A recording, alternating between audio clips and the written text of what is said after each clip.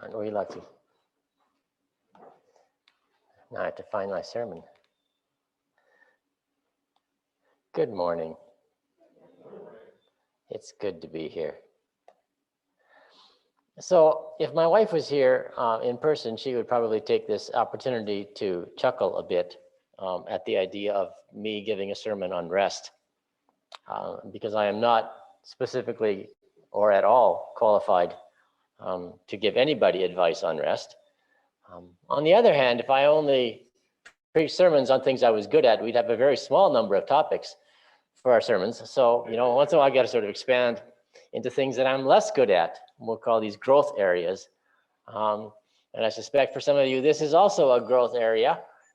So welcome to that. And we want to start with 2 Samuel, the passage that Axel just read for us. The passage in which David finally gets some rest. So God gave David rest from all his enemies. Except maybe David doesn't think this is good news. Because you see, David's really only got one job and one skill, as far as we know at this point. What he's really good at is making war. And as far as the people of Israel are concerned, that's the point of the king. The point of the king is to give them peace from their enemies, to go and defeat their enemies so that they finally can go back home and farm, and everything is, sort of back to quiet. Because that's what farmers want. They just want it to be quiet so they can go back to farming. And the problem is for David that if God gives the people rest, maybe they're going to wonder, so why are we spending all this money on a king? Right? Because they don't need him anymore. And so David might be a bit nervous about his future. Maybe the people are going to go and maybe you feel that way in parts of your life too, right? I mean, Corey's not worried. People are always going to have bad teeth, right? But maybe at some point people are going to look at my job and go, this doesn't look that hard. Why don't we just, Axel would probably do it for half the price Wes is going to do it. We could just, Oh, okay. Well, yeah. So, it doesn't always work, right? But, maybe you feel that about your job, that, that maybe they're just gonna, if I go on vacation, especially, right? If I take a 2-week break, they're gonna discover that they can do this without me, and I'm not necessary. Or maybe even at home, if I don't keep running around doing all this stuff, maybe they're gonna discover that I'm not really as necessary as I thought I was, right?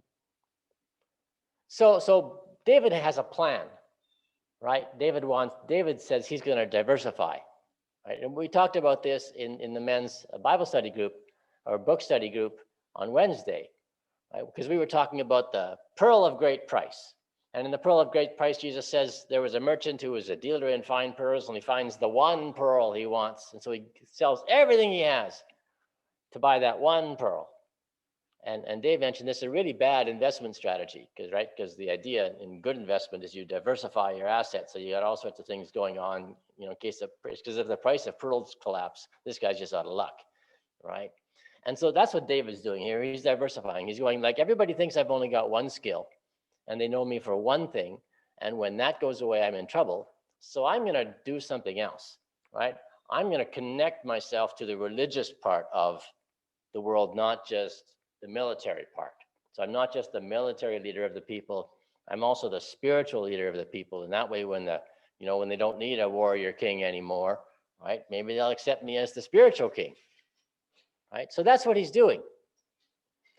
He's also, right, recognizing that he's doing pretty well on this king gig. He's living in a house of cedar. Now, everybody else in Israel is living in a house of stone. And that's because if you're in Israel and you want to build, rocks are everywhere. There's always a rock, right? So you pile a bunch of rocks, you make them into a couple of walls, you throw a roof over top of it, house. Cedar, on the other hand, is a very different thing. And it's a different thing because, first of all, in the Bible, most of the time, the word cedar is followed by the phrase of Lebanon, right? Which means that you have to, if you want to build your house out of cedar, you have to get your cedar from Lebanon, which, today, no problem, you throw it on the truck. But, if you have to carry it there by yourself, right, or you have to pay someone to carry it there, makes your cedar house awfully expensive. And besides that, all of the builders in Jerusalem know perfectly well how to build a house out of stone, but you probably have to also import your labor, because no one in Jerusalem has any reason to know how to build a house out of cedar. We are also, to make this even more complicated, we are also right at the very beginning here of the Iron Age, right? So maybe they've got iron saws, maybe they don't. You ever tried to cut a piece of cedar with a bronze saw? Me neither, but I'm guessing it wouldn't go well, right? So very, very labor intensive, very material intensive, right? So that means someone's paying David a lot of money for his kinging stuff, right? Or he's looting a lot of places and bringing it back, right? I mean, which is the way, typically happens. But in any case, when he's looting stuff, he's not sharing it with everybody else. He's using it to build his own house, right? So there's lots of reasons why David in his cedar house, right, has really set himself apart, but has also set himself up for failure, because again, like I said, when people no longer need a king, suddenly David might just be out of luck. So what David is trying to do is he's trying to link his kingship with God, right? So this idea is, I'll build this house for God, and people will, and it'll be right by my house, and people will associate the two together. And so suddenly opposing me is the same as opposing God. And you can't do that. So, I'm set for life. Right? Again, David may also have had perfectly legitimate, deeply spiritual reasons for wanting, right, to build God a house. But reasons are often very complicated for all of us.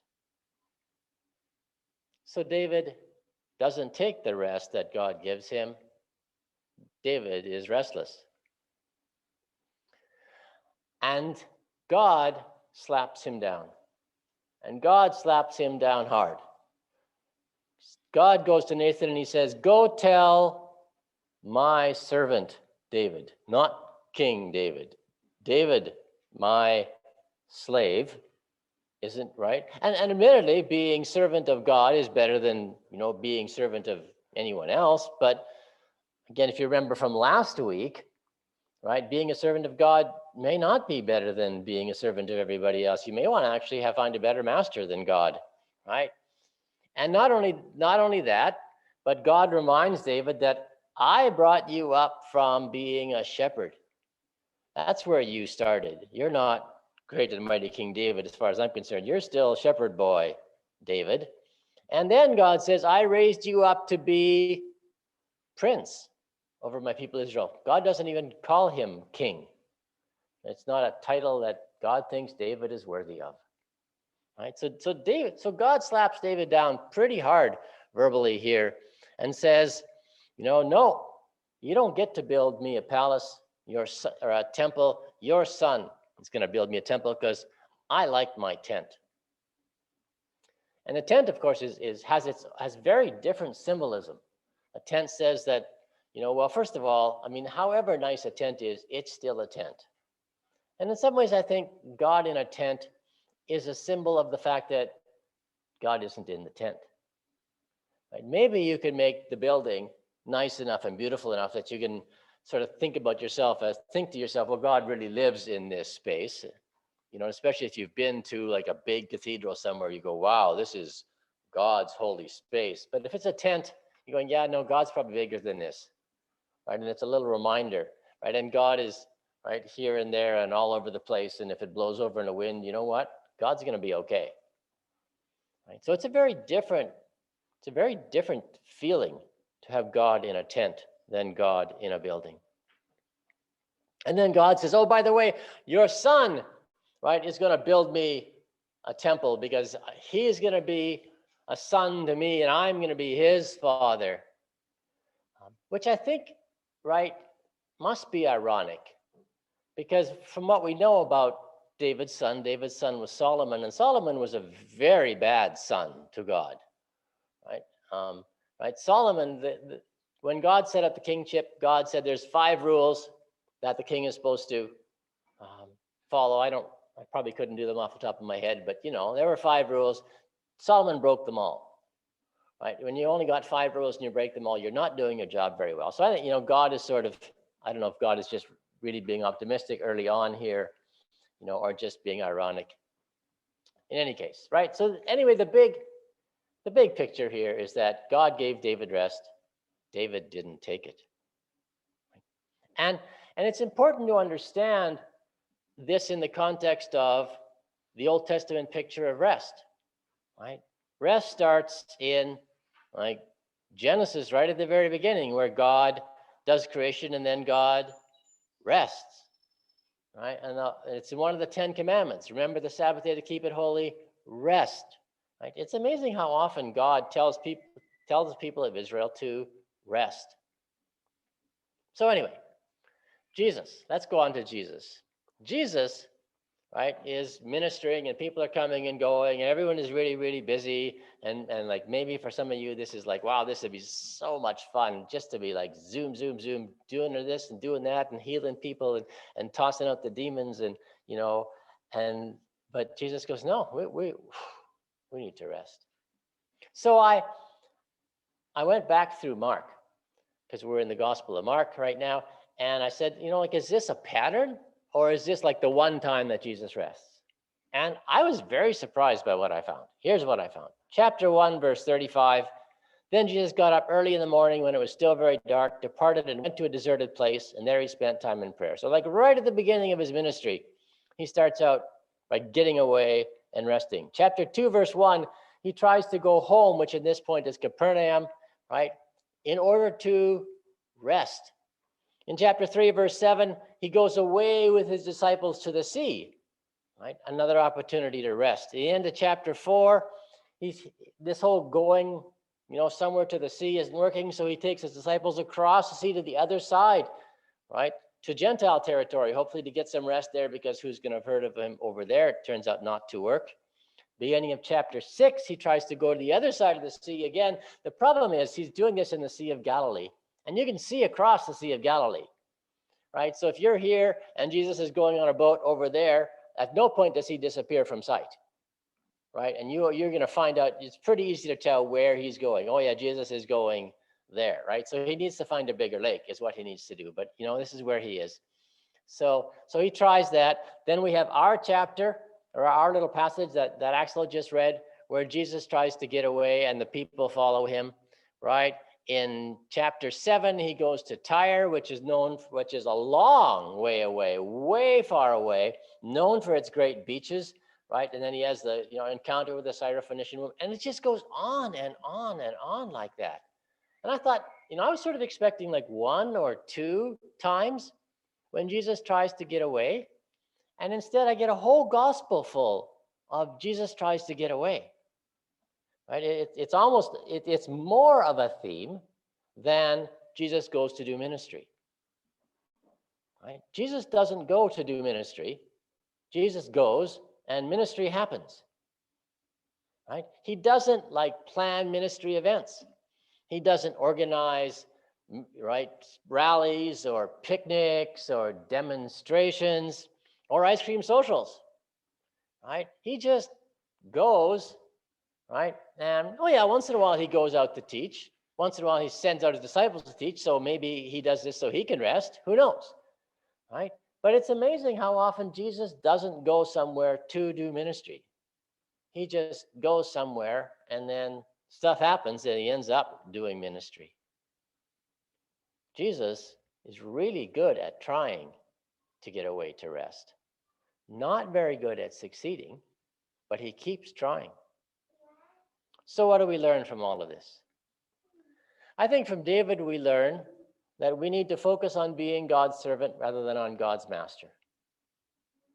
And don't worry about trying to tell God what it is God needs to do in the world and then going and doing it for God in case God isn't going to do it on God's own. Just focus on being God's servant, finding your self-worth on doing what it is that God gives you to do.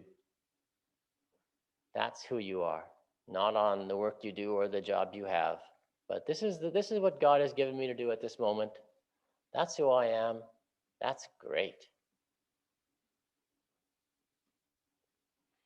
This also means that you're going to have to focus. Rest requires focus, right? Rest doesn't, for most of us, I'm guessing here, rest doesn't just happen. What just happens is more stuff, right? If you don't work on it, there's always something to do. And that may not be true for all of you, but yeah, it's probably true for most of you, right? There's always something in the garden, and there's the lawn, and then there's the house, and then there's the kids, and then there's the dog, and then there's the, right? And you know, every time, right? How many of you start the day with a list, and you may have stroked off some things of your list during the day, but I bet you also added a bunch, right? And the next morning, you see that, yep, there's your list. And you may strike off some of them other things, but you know, you have to work hard at not getting it longer rather than actually, right? And so, you know, you have to, in a lot of ways, I think we have to put rest on the list, because otherwise it's not going to happen. Right? How many of you actually put rest on your list? Ah, okay, 2, right? Good. So we have some good examples here, right? Teach us how, right? Focus on doing nothing. Focus on joy. I'm going to do this because it brings me joy. Hard to do. It really is. Because the reality is work will happen, right? So work when you work and rest when you rest. And from Jesus, we learn, keep trying. Doesn't always work. You know this because I'm sure all of you have taken a vacation and come back more tired than when you left. And that means that you didn't rest well. You rested badly. And maybe you need to think about these as separate things. There's vacation and there's rest. And these two, if they're not the same, then they're not the same. Right? That's okay. Right? There's times when you need to go and see your family, and that's vacation, but it's not rest. There's times when you need to go spend some time as a family, right? And that's vacation, but it's not necessarily rest, right? So maybe, you know, you need to schedule a 2-week time where the first week you go on vacation and the second week you actually rest from your vacation, because rest requires effort. You may not succeed. You need to keep trying. Rest is a practice. One of the nice things about it, however, is that you know when you succeed. There's lots of jobs when you're not entirely sure when you're done whether you're done or not, right? You can tell when you've rested. You're rested, right? If you're not rested, you didn't do it well. It's nice and easy that way. So that's about all I know on rest, unfortunately. But again, right, it's a practice. Like any other practice, it requires, well, practice. So this is just my encouragement to all of you to keep practicing. Our last song is on 619 in your hymnal, and it's in 2 languages there. And unusually, the 2 languages are not translations of each other. They're very different songs. The English, the major metaphor is of a rifted rock.